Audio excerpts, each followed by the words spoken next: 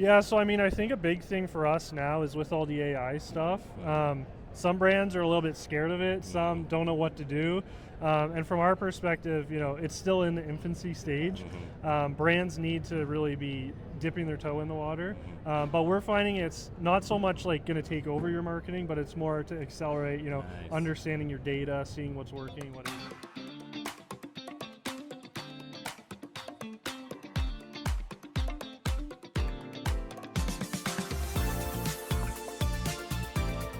What's up, everybody? It's the first ad podcast of ShopTalk 2026. We got TSA problems today.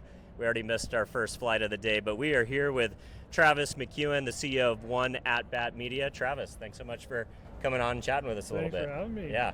Looking forward to it. Tell me a little bit about yourself. What do you guys do, and what brought you to ShopTalk this year? Yeah, so I'm CEO of One at Bat Media. We're a full-serve e-commerce growth agency. Nice. We work with brands, as little as $5 million a year up to $250 million a year.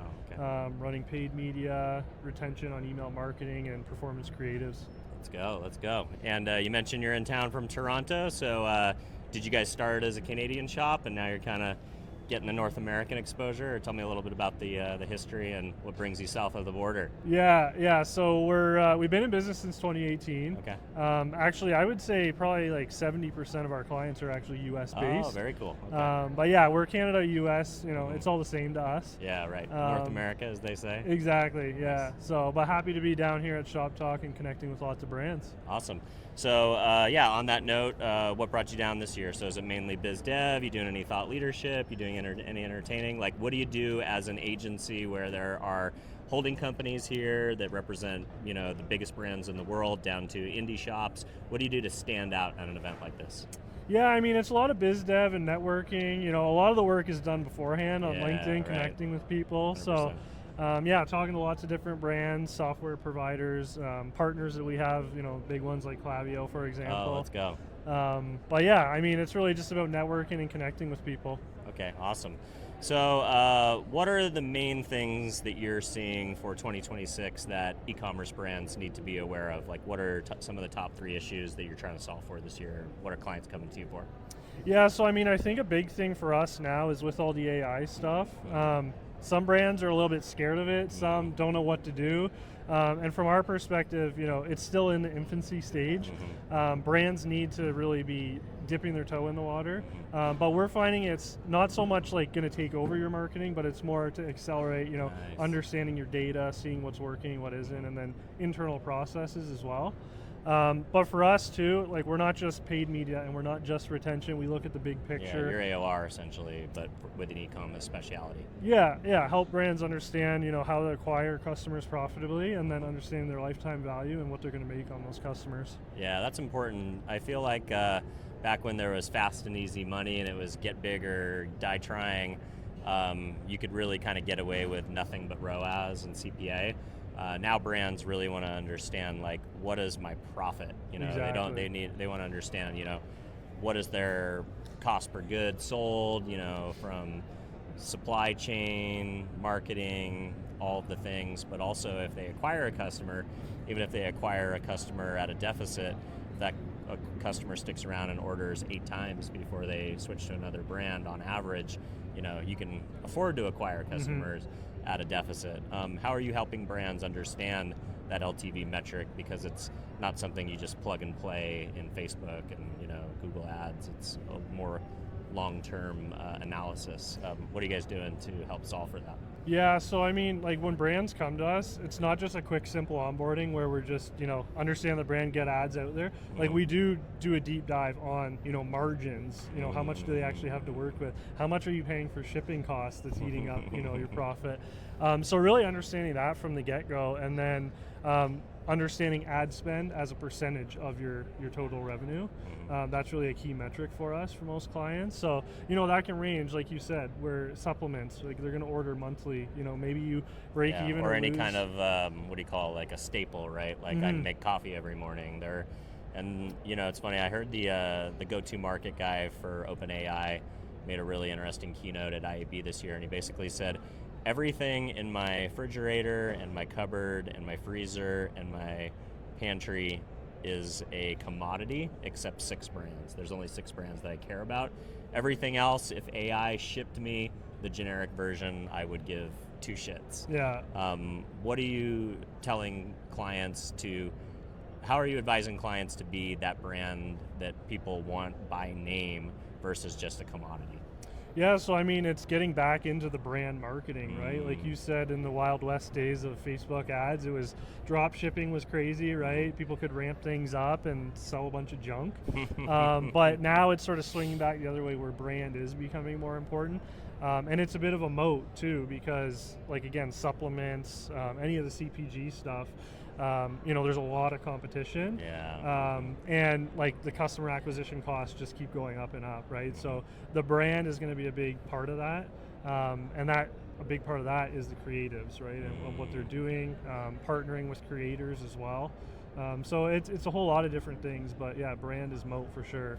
When you talked about AI, it plays a part in a lot of the different funnels right now. It's insights. You can use it to do massive amounts of research and sort a lot of data before you even launch a campaign. It's creative. You can do AI generated creative if you want to. I don't know if you're advising clients to do that or not yet. It's optimization in the media spend. It's analysis of the acquisition and things like LTV.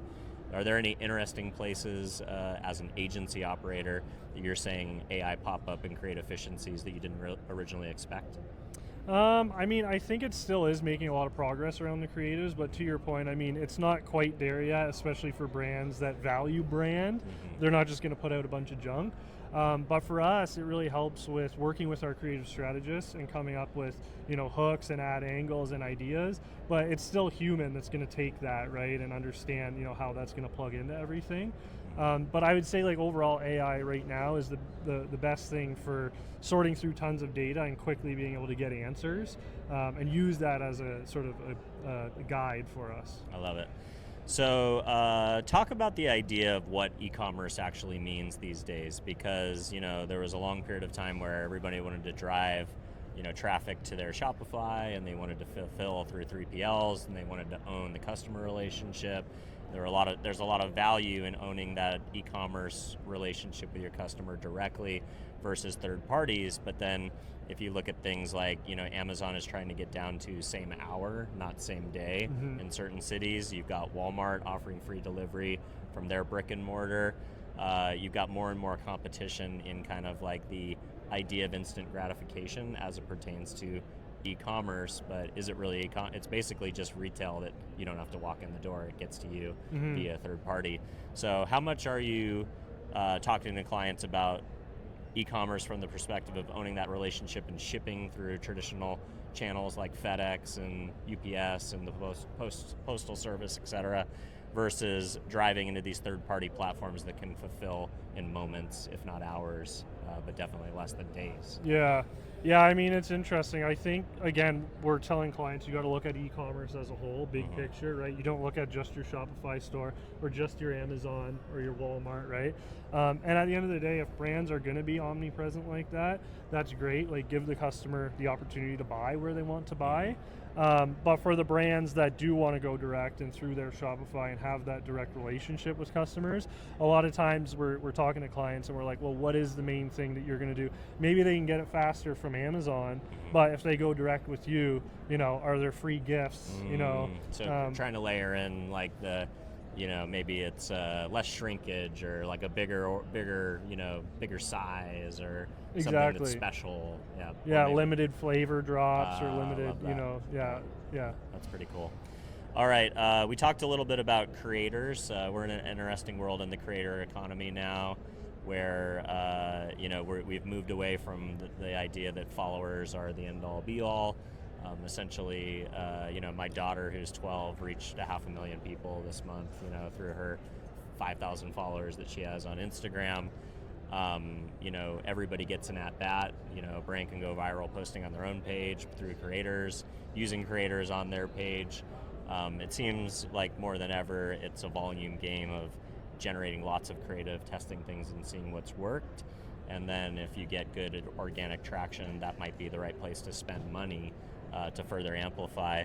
How are you thinking of creators or UGC of filling all these social media algorithmic driven platforms as kind of a way to be able to create content at scale, but also create content that looks and feels like different types of consumers, kind of trying to lean into the personalization conversation. Yeah, so I mean, like you said, volume of creatives is a huge part of today.